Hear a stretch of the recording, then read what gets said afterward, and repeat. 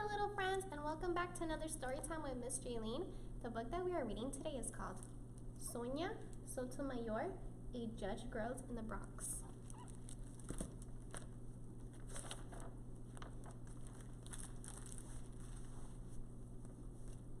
You never know what can happen.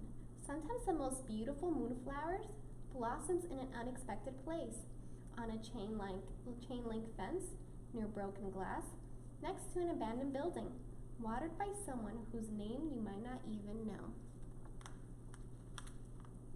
And sometimes the most amazing person blossoms in just such a place as well. So it was with a little girl named Sonia. Her blossoming began with her mother's love and hard work.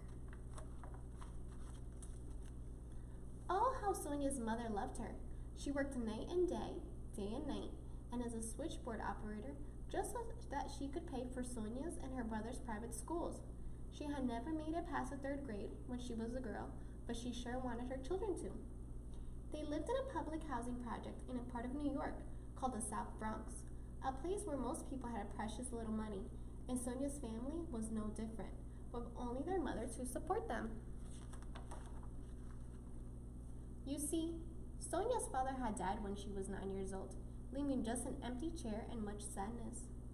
But you can't give in to sadness when your children need to eat. This is why Sonia's mother worked and then came home and cooked pork chops.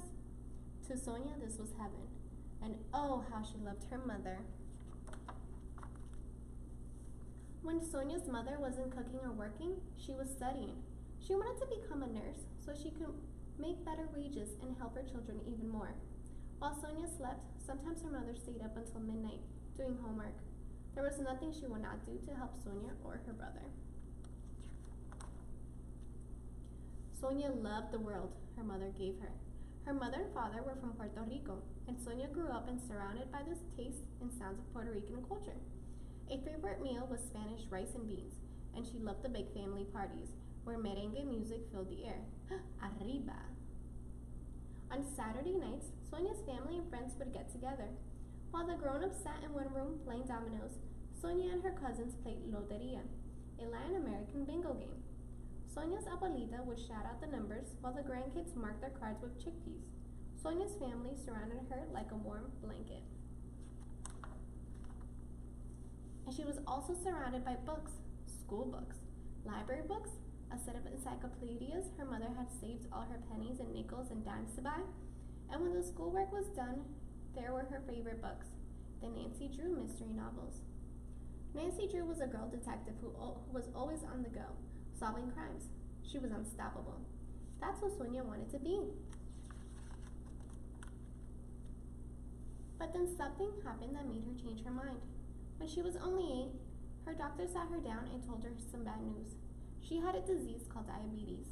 If you have diabetes, you have to take several shots of medicine a day for the rest of your life.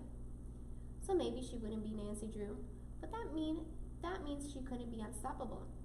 Her favorite TV show was Perry Mason, about a courtroom lawyer. One episode ended with the image of a judge, the most powerful person in the courtroom. A light bulb went on above Sonia's head, and she knew she would become a judge. Becoming a judge, though, that's not easy. Sonia knew she'd have to get really good grades to become a judge. So while other kids may have been goofing off, Sonia was studying at her mother's kitchen table, year after year after year after year. It paid off. By the time she graduated high school, she had won an award for being the very best student in her whole school. What an honor. You can imagine how proud her mother was. This was her daughter, Sonia. Ay bendito, what an honor. Sonia's grades were so good that she was accepted at one of the very best colleges in America, Princeton University. This too was an honor. But Princeton was not the Bronx. Where were the subways? Where was the merengue music? Where were the people who looked like her? For the first time in her life, Sonia felt scared and shy and very out of place, almost like she was on a different planet. During her first week, she heard a cricket in her dorm room, and it scared her. What was this strange insect? As it turns out, it wasn't in her room, but on a tree outside her window. Growing up in the projects, Sonia never had a tree outside her window. And growing up in the projects, Sonia never had the sort of luxuries her classmates took for granted. Most of the Princeton kids had grown up taking tennis lessons and vacationing in Europe. They went skiing over Christmas break. Many of their parents and grandparents had gone to Princeton too. Suddenly, Sonia was aware of being poor, of being a Latina, of feeling inferior. Where was the warm, comfy blanket of her family? Oh, how she missed them. In similar shoes, some people may have gone back home, but Sonia was like a flowering vine that would not stop growing. She would not just survive this strange new world, she would thrive. She would spend her first summer break reading all the books she never had time to read before to make herself even more smarter. She would become the head of a club for the handful of Latino students at Princeton. She would push herself to her limits, studying day and night and day at the library, and graduate with the highest honors of any student in her class. Success comes to those who make the most of the chances they are offered in life. Sonia did become a judge, and a good judge too. She was known for working very hard and always being very prepared for every trial. She was also known for having no patience for lawyers who weren't prepared. You better not mess with Judge Sonia. Yet, she was known for much more than this. Unlike many judges, she had grown up in poverty. She had grown up as a New Yorican, a child of Puerto Rican parents. She had seen most of other judges had not. People she'd grown up with had gone to jail. People she'd grown up with were poor, and many of them weren't as lucky as she had been. They had had trouble learning speaking English, trouble finding jobs. Unlike many judges, she knew firsthand what prejudice was, what it was to be judged for your background. In a world of judges, this made Sonia very special. Oh, but Sonia, the very special judge, did not stop there. No. You see, Sonia was offered the chance of a lifetime. She was invited to the White House by none other than President Barack Obama because President Obama had decided to nominate Sonia to the best job a judge could possibly have, to be a Supreme Court justice. Justice is a fancy word for a judge. The Supreme Court is the highest court in the nation.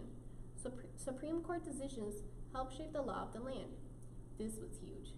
There had never been a Latin American on the Supreme Court. How strange this was.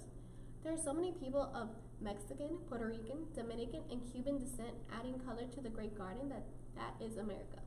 Why shouldn't all these people have someone who understands their lives in the Supreme Court? She was one of the most respected judges in the country. She was the perfect choice. This was an honor beyond anything Sonia, in all her beautiful flowering, had ever imagined. But at the announcement ceremony, Sonia spoke about her mother rather than herself. I have often said that I am all I am because of her, and I'm only half the woman she is. Then speaking straight to her mother in the audience, she said, I thank you for all that you have given me and continue to give me. Her mother cried and cried. This was her daughter. It wasn't over though. There were some bumps on the path to the Supreme Court, a broken ankle, which didn't slow her down one bit, and angry people calling Sonia names like racist, just because she was proud to be a Latina judge and not ashamed to say it.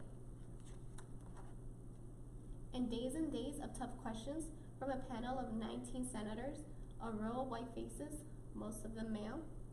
But this didn't stop her. Nothing could stop Sonia, that dynamo from the Bronx, from making history as the nation's first line American Supreme Court justice. Ay bendito. You never know what can happen, especially when you water a flower. The end. I hope you guys liked this story. Bye, my little friends.